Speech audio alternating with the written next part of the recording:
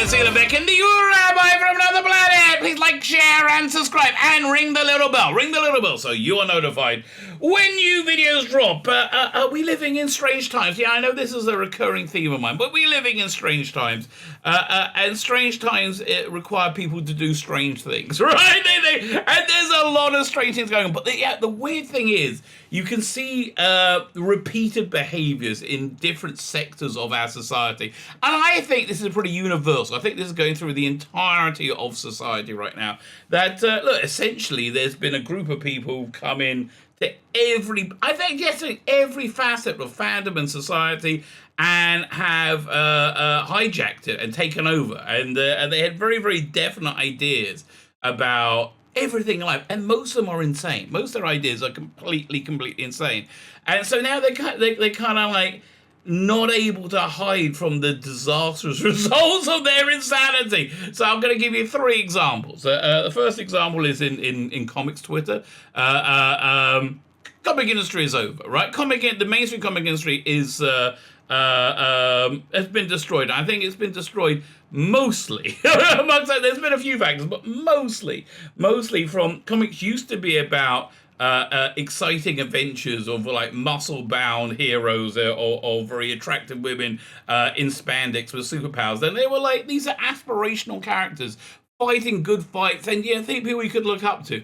Now, more often than not, it's about a couple of lesbians who are a little bit upset about something, and they want to lecture a white guy, like Spider, and that's really what it is. Yeah, most comic books are kind of, and they eat a lot. That's the other thing. And so consequently, not as many people buy comics anymore, and the industry has fallen apart. So this got exacerbated because there's been a couple of escape rafts for people with actual talent in the industry, which they've all taken. And now Twitter itself is going down. Like, we have all these big comic book professionals leaving Twitter, right? Leaving Twitter altogether. And so, the crazes that invaded comic books are being super crazy. Much more crazy than normal. Same thing in Doctor Who. Doctor Who, we said this thing would end badly, right? We said this thing is done. Listen, I was on board at the beginning. I saw how bad it was, and I stopped being on board pretty darn quickly, about 5 weeks in. But yeah, most people said it's going to end badly. Like, this is going to destroy Doctor Who. So the latest scuttlebutt is it has done just that. Doctor Who's going to be rested for 5 years after Chris Chibnall leaves. Oh, happy day. Next year, right? Chris Chibnall, but basically they killed it. They absolutely killed Doctor Who. Now, I believe this rumor, other than it being logical, but by the same crazy behavior we see on Doctor Who Twitter. They've gone absolutely insane. And listen, don't bother with Doctor Who Twitter. It's awful. It's just awful. It's just a bunch of people generally being quite generally awful. Don't go anywhere near it. And I think we see it much more in reality now, since we're in early September. And it's been a bit of a wacky year, the same people. It's always the same people complain about people being anti-Semitic, right? There's this artist that was just taken down, cancelled in the comic industry because they said he was anti-Semitic. I don't think he was, but they're always very anti-Semitic, these people, right? These liberal progressives, they all hate Israel with just a bile, right? They're all very, very, but yeah, this is the wacky one. So anyway, they said that, the last President Trump was going to be destroy the world, do absolutely terrible things, cause world wars, and generally speaking, destroy the Western world. So that didn't really happen at all, really, looking back. We're like, oh no, it's still there. And then the last 8 months, and this isn't a party political broadcast, this is just, I'm looking at stuff going down. We've seen America has just completely fallen apart, and I think, Western world is circling the drain with it. I mean, Afghanistan, not really your best moment, is it, America? When you run away from a war you were winning and had control over, and give the enemy $85 billion of weaponry, who are all terrorists, and then complain that the Taliban don't have enough women in their interim government. Or in fact, any women in their interim government. But yeah. So again, we see the same crazy people melting down over and over and over again. So with that reasonably lengthy introduction, we can understand. We can understand Screenrant. Screenrant are one of the crazes. Screenrant are absolutely on board with the crazes. They love being crazy. And they've got crazier, right? They got crazy. So, yeah, with the impending doom of Doctor Who, and I think the absolute failure of Jodie Whittaker's Doctor Who, they just stepped up a notch. They keep writing insanely stupid articles. This was by somebody different. They keep writing insanely stupid articles. That was really weird. I burped and I hiccuped at the same time. I've never done that before. That is weird. I don't know how that happened. God, I wonder if I farted as well. I wouldn't. Yeah. Normally I notice when I fart. By the way, interesting side. It used to be when you're in synagogue, if you fart, you will cough to cover it up. Now with Corona, if you cough, you fart to cover it up. How the world has changed. But anyway, so Screenrant, they just keep writing insane articles over and over and over again. They can't stop themselves, right? I have a neighbor who writes books about this. His main series is about this immortal character. I think it was a second book. I think it was called I Can't Die, and it's like it is. I don't know. 100 years in, he's having like a bit of a wobbly because he realizes he can't die, right? And I can't. So the same thing with Screenrant. They can't stop writing awful articles about Doctor Who. So, we all are trapped into our cycles, right? Into our, what they call it in Westworld, that's one of the few, into our loops. We're all trapped in the loop. Screenrant is trapped in the loop of writing clueless articles about Doctor Who. So therefore, I am trapped in the loop of reading them and taking the piss out of them. So there you go. That's why we're all here today. Like, share, subscribe, ring the number. I'll definitely like, share, subscribe because YouTube are have stepped up their animosity towards me. My channel's really got throttled over the last couple of days. I did a live stream last night, and it's not one of my most popular ones, but it got bubkas, right? It got one of my lowest viewerships ever, and it wasn't like anything else was going on. It wasn't anything. It was just my channel being throttled because YouTube doesn't like the heresies that I say, but they do like charging money for the ads they put on the videos. So there you go, swings and roundabouts. That's kind of how it works. So anyway, as I said, like, share, subscribe. That'd be fantastic. Comment. It's Sunday morning for me. I got a gazillion comments to go over, and once I finish going over the comments, I'm gonna continue and hopefully finish uploading print files to the printer so I can get this Indiegogo out in the mail. Thinking it's going to be this week, baby. Listen, the file's going to be uploaded today, hopefully. I think we should be done there.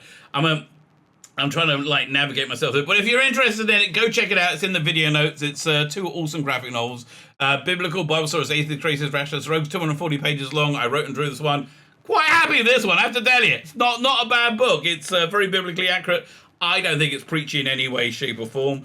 And then we got The Imperium, a love letter to telefantasy of the 1960s. This is 120 pages long. We expanded it by 20 pages. Artwork by Dominic Raccio, and I wrote this one. There's a great backup strip by Stefano Cardoselli, which we added another 8 pages in as well. It looks great. It looks fantastic.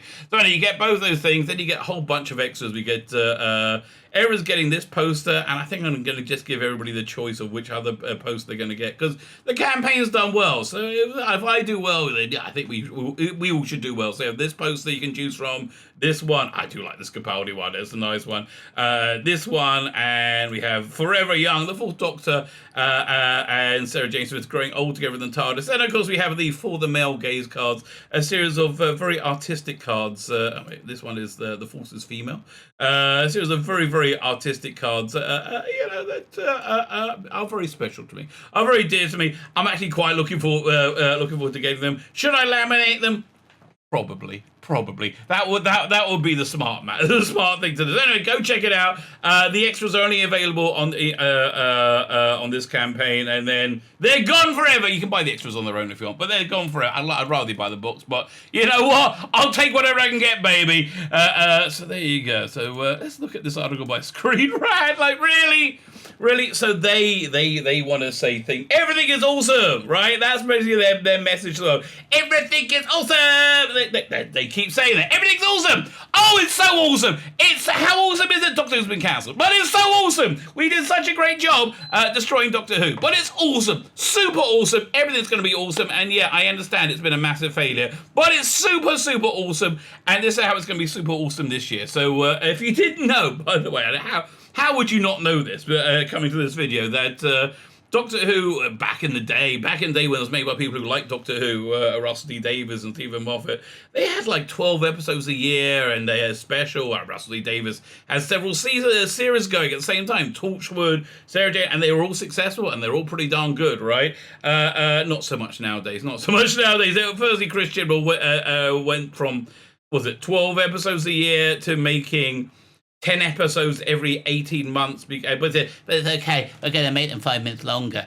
Nobody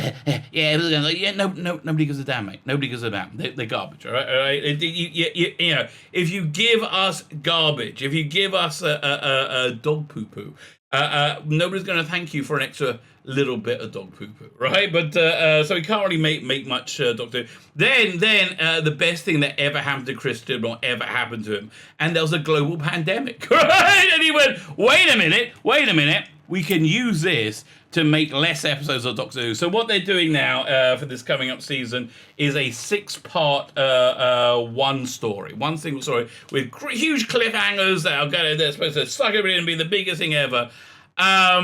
I think it's going to crash and burn. Oh man, I hope they put it on Saturday nights. Wouldn't that be hilarious? Put it on Saturday night in the summer.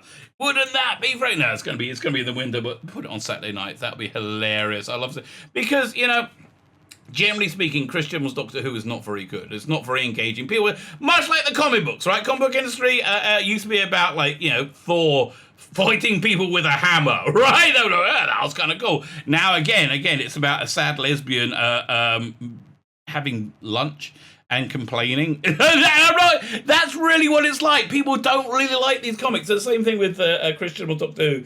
It's not the fans that he's lost, which he has lost the fans. It's the normies. He's lost the normies. So they've lost like 70, I think over 70% of the audience.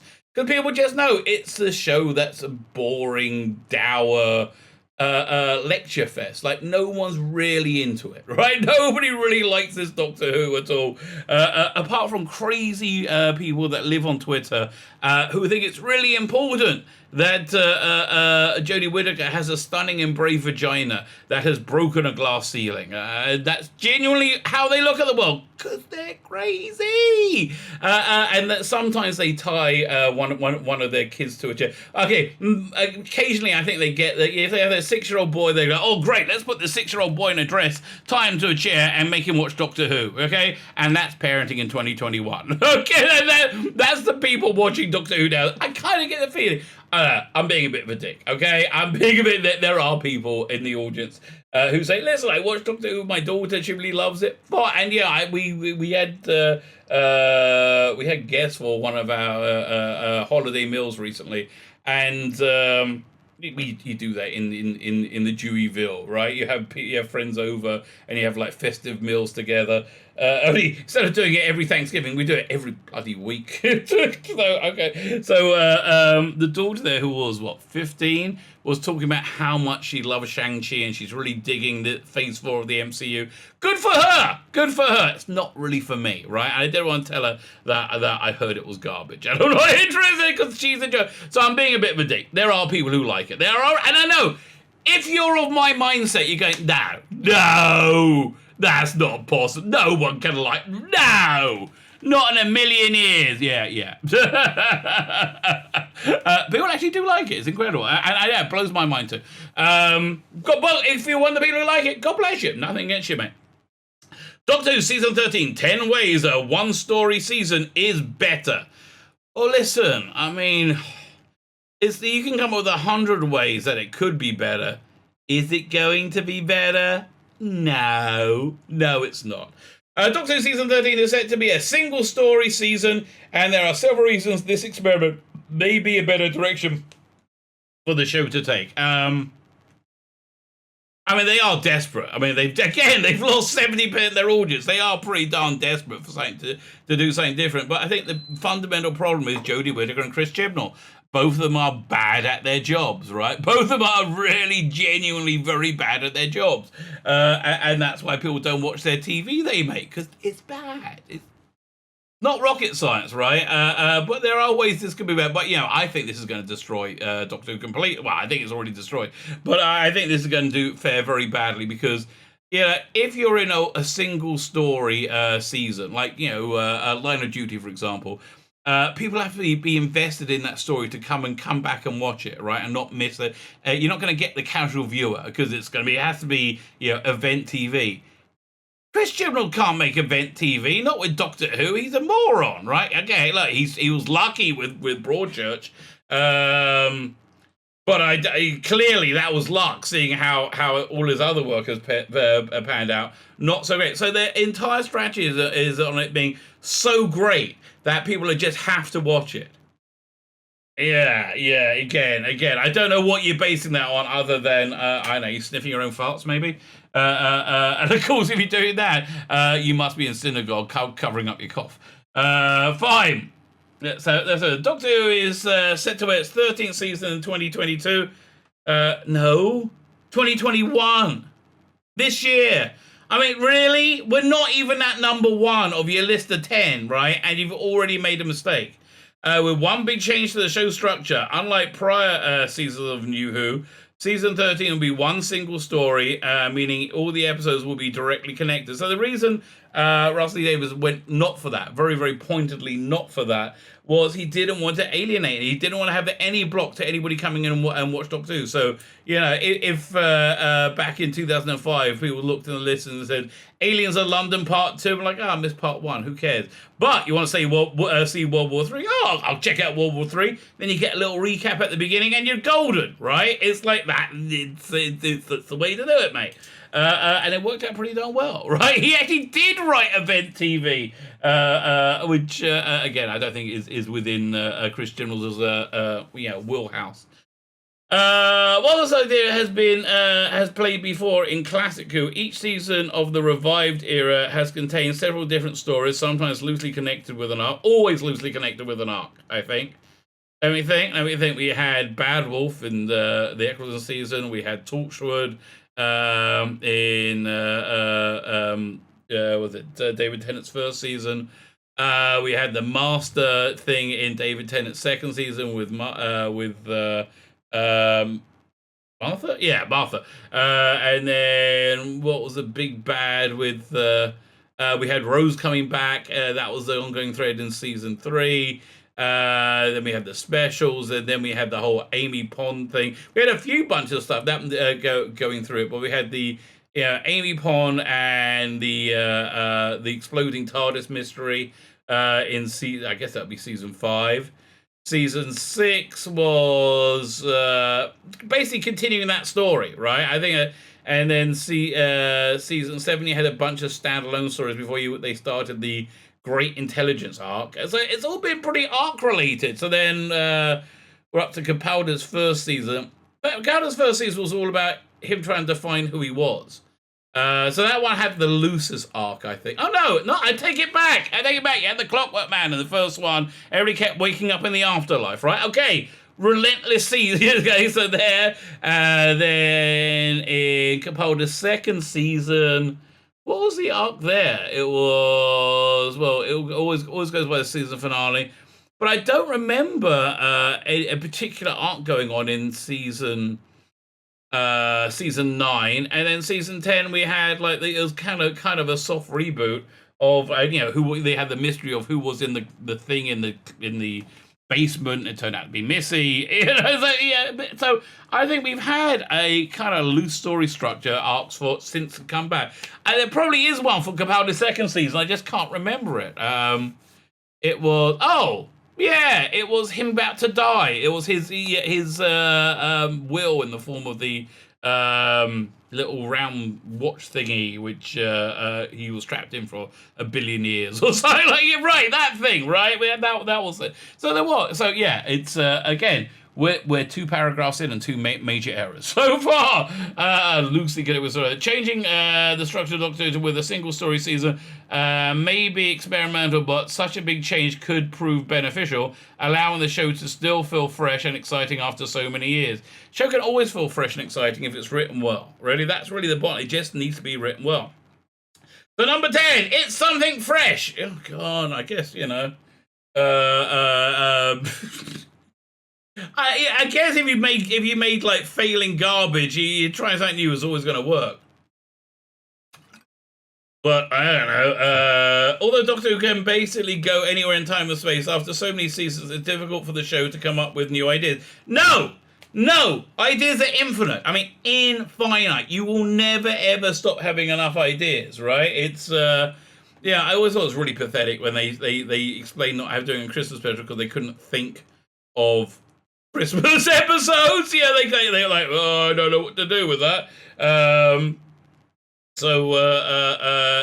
Yeah, I mean, it was just embarrassing, isn't it? In more recent seasons, the most memorable episodes tend to be the old, rely on old monsters and old plots, like season 12, Fugitive of the Judoon. Garbage, utter garbage. Yeah, there hasn't been memorable episodes in the last two seasons because it's not been very good, right? I mean, perhaps the best bit, I think, in the entire Whittaker run was there was like one shot of this space prison with like a Varga plant in the background that was in Revolution of the Dalek. And then Jodie Whittaker walked in and it was like, and she was useless and boring. And I was like, oh, well, we're off again. When Stephen Moffat was showrunning, he experimented with the structure of the show. Season 9 mostly consisted of 2-part stories. Did it? I can't, not really. If we go through them all in my head, we got, we had 3 2-parters, didn't we? There, and I don't know. Okay, I'm not even bothered looking it up. Who gives a crap? I don't know. But New Who has never done a single story before. With this change, the show can take a new direction and cover new ground. With long-running show like this, is important to keep things fresh. It's always interesting to see showrunners experiment with new ideas. This is just desperation. It's desperation. That's all it is. Okay, so number 9. The multi-part stories are some of the best. So you're saying multi-part stories are what's going on with that? I gotta do all this and fix it. And come back here. There you go. That's better. Yeah, I think all multi-part stories are better. All the best stories are multi-part stories, really, aren't they? I get you could say Blink. Really, Blink's one of the great ones. Still, it was a kind of a brief one. I really like the 11th Hour, but is that an individual story? I think that's very much connected to the season arc. But yeah, okay, so yeah, generally speaking, Doctor Who works better with multi-part stories. Why on earth they have a picture of Spyfall, which was garbage, on the screen? I don't know. Because that was 2 parts of Awful? I don't know. New Who might not have tried a single story seasons before, but most seasons have featured multi-part stories. Many of the 2-part stories are the best in Doctor Who, as they are often complex, and the plots are given more time to breathe. Okay. Yes, obviously. Okay, fine. Philip Hinchcliffe basically said the same thing recently. A lot of the season finales have been 2-parters, and these have been some of the most epic and memorable in the show's history. The show has also featured the occasional 3-part story and multi-part stories that have certainly been done before. With many of the past multi-part stories being so strong, there's every chance that a single story will be just as effective. Yeah, but again, it's written by Chris Chibnall. There's 0 chance. I mean, maybe 1%, maybe 0.1%. I think a very, very, very low, a small chance. Bigger scale. So this actually might be a reasonable idea. Let's have a look.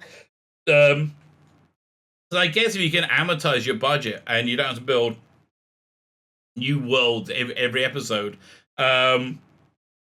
you you can do things on a bigger scale, I guess. I don't think Doctor Who is a show that really needs a bigger scale, to be honest. I mean, it's cool when it does it, but like it's a show that really works on its ideas. I mean, I don't know. I think a really prototypical Doctor Who story would be something like the what was it called again? The Toby Whitehouse thing. The God signing around. What was that? Fine. I'm looking it up. Let's just do this now. It'll be a Matt Smith, Toby Whithouse, Doctor Who. Oh, it's not Night. He did Night Errors, I think. Okay, so Wiki fandoms. This should list his stories. Under the Lake, The Lie of the Land, Town Called God Complex. God Complex, right? I think that's really a very prototypical great Doctor Who story. Oh, well, there we go. There, found it back. Prototypical great Doctor Who story, which was set in one setting. It seemed to be like a cheaper episode because they had the recurring set over and over again. You had just creepy clown. It was a great episode, right? I think it was a really, really great episode, and it wasn't big, right? Doctor Who could do small really, really, really well. Doctor Who is often best when the stories have a larger scale. Not really, no. Stories from the past, such as season 4 finale and the 50th anniversary, had a huge scale. I think season 4 finale was one of the weakest, quite frankly, because it was. I think they overreached the scale. You know, you finally saw the Shadow Proclamation. It was like, it looked like Space Station K7 from Trouble with Tribbles. It was like really unimpressive and sparsely inhabited.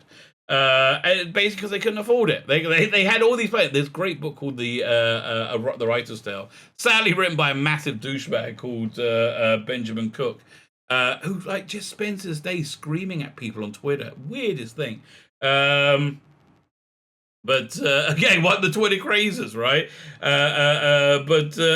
know, they talked about all the scale they were planning on putting in there. You're going to have like hundreds of people. Didn't really work. They couldn't afford it. Bottom line, they just couldn't pull it off, and it kind of showed. I felt it was kind of like a bit of a damp squib. With one connecting all the stories, stories from the past 50th anniversary, it had a huge scale, and often the ones that fans talking are still discussed years later. With one connecting story, all the episodes, season 13 is likely to be more epic and gripping. I doubt it, because you got Chris Chibnall writing it, Jodie Whittaker starring in it. Again, I don't know. I don't think you can underplay that drag factor, right? They're really bad at their jobs.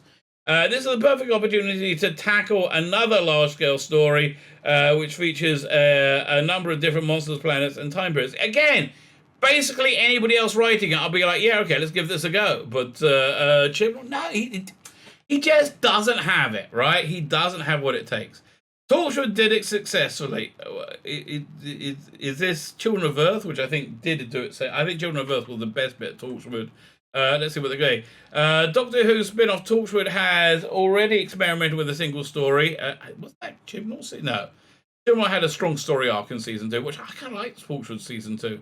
I mean, I'm scared to give it a re-watch now, because like in the hindsight of knowing how awful Chibnall is, will I hate stories that I thought I quite liked before? I don't know. Although the first 2 seasons followed the similar structure to Doctor Who, mostly villain of the week. Seasons 3 and 4 were both single story ones. Season 3 was great. Season 4 went on forever. Might have been slightly divisive, but season 3 of the spin-off was highly regarded by fans. So what, you're saying this is because it failed once and worked once? This is a slam dunk? Guys are weirdos. You guys are weirdos.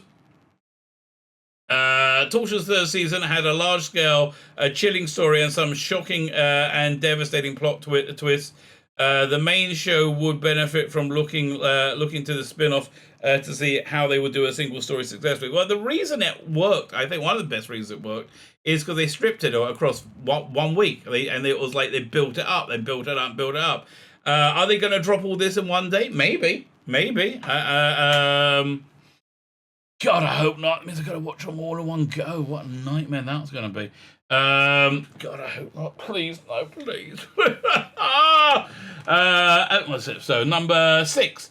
every episode counts. Well, I guess when you make so few of them and you make them look like this, and yeah, I mean, like, really, oh God, this.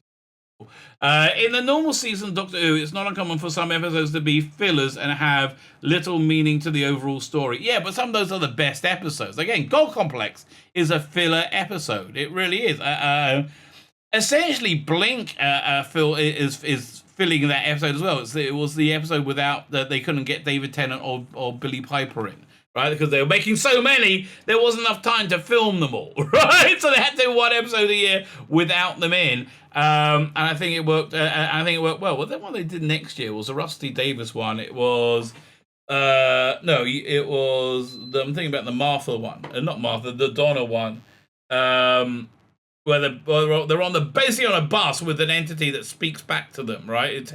That was great, really, really. But again, these throwaway episodes are often the best, mate. They really are. I mean, this is a bad example, but there's Babylon 5, and I love Babylon 5. They did a bunch of TV movies, and one was underrunning, and so they wrote a scene in the elevator for, I think he's dead now, isn't he? The guy from Taxi? The guy who played Bobby from Taxi. Okay, that's as much as I can remember. Who was clearly a big drug addict. So they wrote a scene for him, like, you know, on a back of a packet of cigarettes, essentially. And they just shot it in the standing set of the elevator. Best scene in the thing. What's it called? Third Space, I think. Best scene in the whole thing. Yeah, fillers are often fantastic, right? Again, all down to the talent somebody making them. Even the last season, half the episodes could have been removed without altering the timeless Charles story arc, or we could just remove the timeless Charles story arc, and maybe would have worked out a bit better. Standalone episodes may be the best for casual fans, or what I call normies. These are the people you want to get in. But many long-term fans of Doctor Who want stories that will develop the character and focus on the lore of Doctor Who. So again, this is why Russell T Davies did it so well, right? This is why Russell T Davies did such a great job. He got the longevity, and he got able to build up the story by having a overall story arc. But he got to make each episode individual, right? So he could always bring new people in. You can have your cake and eat it. All you need is that thing that is so lacking from today's production office: talent, right? Yeah, fine. So standalone episode may be best for casual fans, but many long-term fans want to develop the character and focus on the lore of the show. With a single story season, the episodes will be important and unmissable. Every episode... once you miss one, you're missing them all. And if you miss the first one, yeah, you're out. You're out. Oh, God, I can't wait to see what the ratings are going to be. I hope they hit EastEnders low, right? That would be freaking hilarious. That would be... Yes, hilarious. With a single story season, all episodes will be important and unmissable. I think they're going to be equally awful. Every episode of season 13 should be memorable, right? Should be, and work towards the plot. And the usual filler episodes will likely be gone. What, those great quality high episodes? Yeah, okay. Yeah, sounds like it's going to work out great there, arseholes.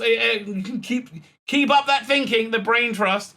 Other popular shows do it, right? So, yeah, it just scooted over here again. Do I do this again? Doink. Yeah, yeah. So look, their big refrain from why they're doing so badly isn't that they're making unwatchable garbage. It's not that. No, it's Netflix. Netflix can't compete with Netflix. Can't do it, mate. Can't compete with Netflix. No. Yes, you can. You can compete them so well that you managed to sell it to HBO Max for their streaming service. When they desperately wanted high-end content. Yeah, you can. Chibnall can't, right? But they say, oh, Netflix. Yeah. So maybe they are going to drop it all in one day. God.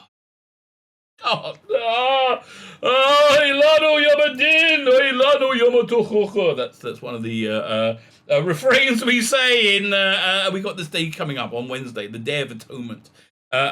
where you're very sorry. And you don't eat for 25 hours and you say sorry, Lord, been a bit off there. So yeah, we have all these like morning putim that we see, and one of them is I ladu yobadid. I mean, it's translated to oh gosh, it's the day of judgment. I ladu yobatachaka. Oh gosh, it's the day of reproach. So that's what I think about the idea of watching a whole bloody season in one. Oh God, no! Please don't do it, Chimp. Go for the line of duty model, mate. Go for the line of duty model, right? You'll get people in. It'll be water cooler. So no. So many popular shows like Netflix Stranger Things use a single story season technique. So they drop them in one day, moron. Instead of Monster of the Week format. Okay, and these shows tell a continuous story with most episodes leading into the next. Although Doctor Who, I mean, the trouble is though, if you do that, the binge model, right? What they call box set in England, right? If you do that and it's not very good, you won't finish watching it. Like I was watching Jupiter's Legacy, and I liked half of it, and I didn't like the other half of it. It was broken into two story arcs. You had something set in like the 20s, 30s of these people finding this island and becoming superheroes, and something set in present day with them being older superheroes, right? So you know how the 1920s section is gonna wrap up. You know they're all going to become superheroes. There was no tension there for me. I found those scenes boring, right? And actually I found a lot of it just not very good. But then they announced that they weren't making a second season. I was only halfway through watching. I was like, oh, thank God I'm out. Oh, I don't want to watch this anymore. I think you're going to get that with Doctor Who if they box set it. Although Doctor Who airs weekly and it isn't designed to be binged like many Netflix shows. Well, maybe they are designing it to be binged, right? This guy is getting more stupid as he's writing. It's absolutely incredible. So the show could definitely benefit from following their lead. Television in general is increasingly moving away from episodic structure and moving towards serialized story because they want the binge model, which I don't think is sustainable. In order to engage a captive audiences, the show will benefit from the following more modern trends. Okay. Yeah, again, it sounds like stupid. More recurring characters. Well, you're not having Captain Jack. I mean, listen, they got what's the name from Game of Thrones filling him in, Vinder. Again, I'm still like shuddering with amazement. That was their big announcement that they had at the virtual Comic-Con. Like, oh, this guy, great actor, lovely guy, you never heard of him before. See, you've seen him for 10 minutes in another show you liked. Yeah. Oh, he's the big announcement. Who gives a shit? Doctor Who has many compelling recurring and supporting characters over the year. That being said, yeah, Captain Jack, you having him in? I don't think so. Well, what about bringing back a bit of Mickey? You gonna bring back Mickey? Yeah, you like compelling recurring and supporting characters. Mickey was a compelling recurring supporting character. You gonna bring him back? Are you there, Chips? No, you're not, are you? That being said, most of the time, only a couple of characters, if that, reoccur across the season, with focus only being on the Doctor, their companions, and their adventures.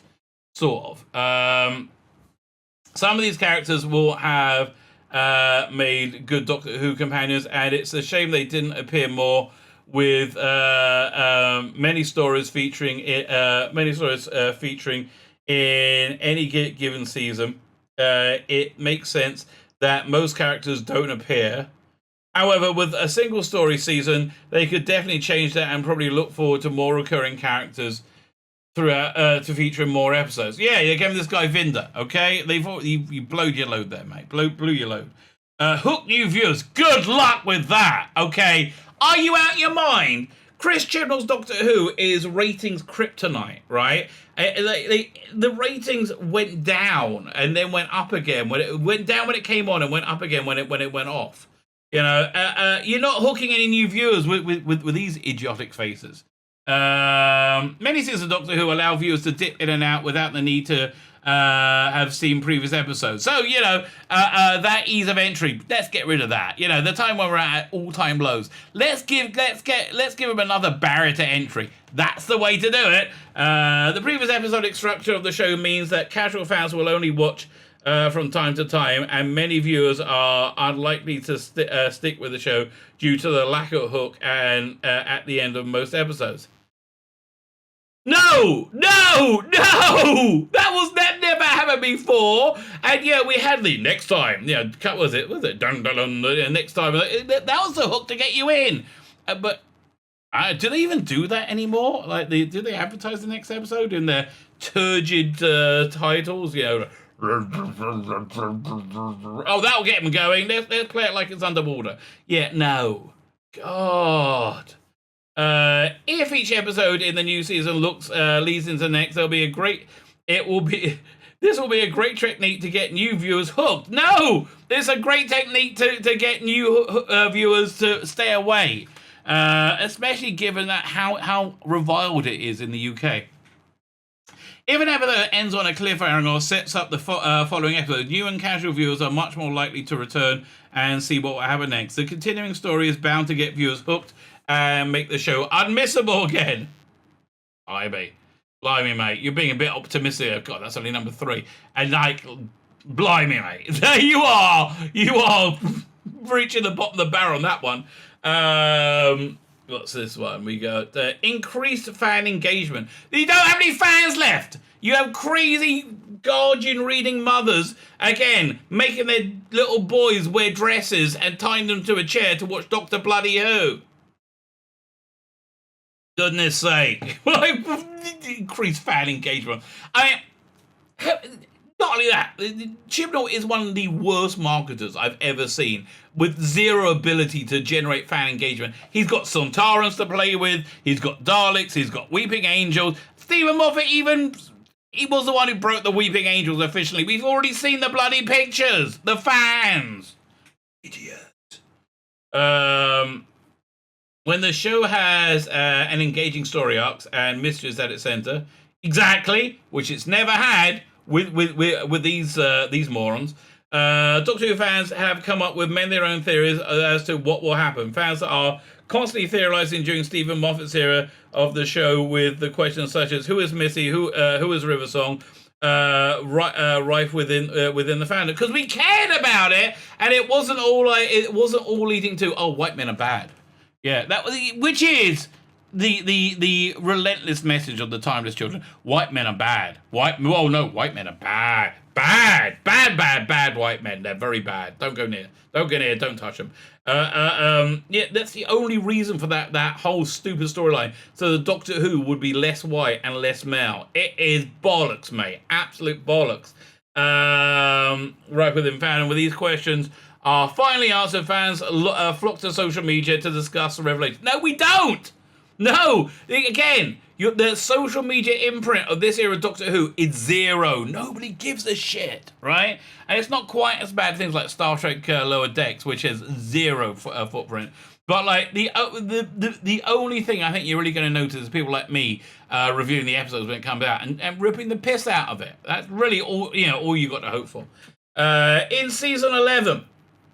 There wasn't a story arc, and it was garbage, right? And no multi-part stories, which fans meant didn't have much to discuss. No, we saw what the villain was. White men. The patriarchy. We all saw what the villain was. It's just you don't want to admit it because you're a moron. With a single story season, the story is bound to be engaging. Well, it's bound to be engaging. It's a one story. It's bound to. What are you smoking? You are out your bloody box, mate. Do you remember Woodpecker Cider in the 80s? They had the marketing slogan, "Get out your tree with Woodpecker Cider." That was always a weird marketing campaign. My favourite one from the same era was Umbongo. They drink it in the Congo. But they get out your tree, Woodpecker Cider. You would need like a petrol tanker worth of a Woodpecker Cider to get out your tree. And believe me, when I was 16, I did try. with the single story season, there's bound to be engaging, and there are bound to be many mysteries that fans will be talking about and posting about the show. Dude, optimism, thy name is, what's the name, who's that, who wrote this garbage? Optimism, thy name is Jack Burton, and you can't even spell the name Jack. There's a C in your name, unless you Jack off Burton. And the number one thing, more potential for character development. So when you say character development, do you mean have zero development whatsoever for 80% of a character's lifetime, screen time? And then put massive plot developments within one episode, within one season, one episode, within a few scenes within one episode, right? And expect it to work? And then end up with Doctor Who being, ew, I'm a bit socially awkward. Oh, yeah. I really wouldn't. I wouldn't be bringing attention to this anymore, mate. I wouldn't do that. With each season featuring so many different Doctor Who stories, some characters don't get the screen time or development they deserve. Many Doctor Who characters grow a lot during their time on the show, but the recent seasons, the companions and supporting characters have lacked development. Yeah, because it's written by Chris Chibnall. You understand, this isn't real, right? This isn't real. This is all pretend. Bandit Kill only says the things that Chris Chibnall writes for it to say.